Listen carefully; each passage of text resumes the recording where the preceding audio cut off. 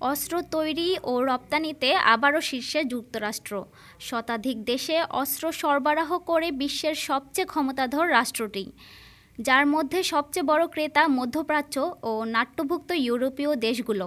বিশ্ববাজারে আধিপত্য বিস্তার করছে মার্কিন অস্ত্র, গোলাবারুদ, সাঁজোয়া যানসহ আরও বহু সমরাস্ত্র। এক প্রতিবেদনে দেশটির সংবাদ মাধ্যম সিএনএন নিউজ এ তথ্য জানায়।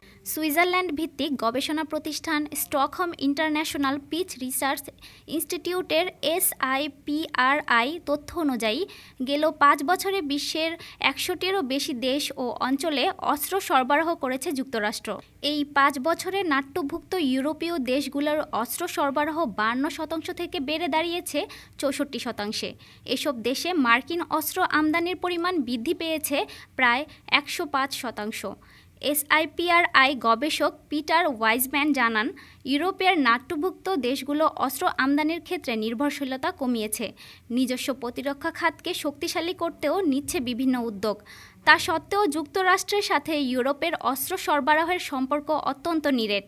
গেল 20 বছরে মধ্যপ্রাচ্যকে পেছনে ফেলে যুক্তরাষ্ট্রের অস্ত্রের প্রধান ক্রেতায় পরিণত হয়েছে ইউরোপ। 2020 থেকে 2024 সালে ইউরোপে মার্কিন অস্ত্র রপ্তানির হার বেড়ে দাঁড়ায় 35%।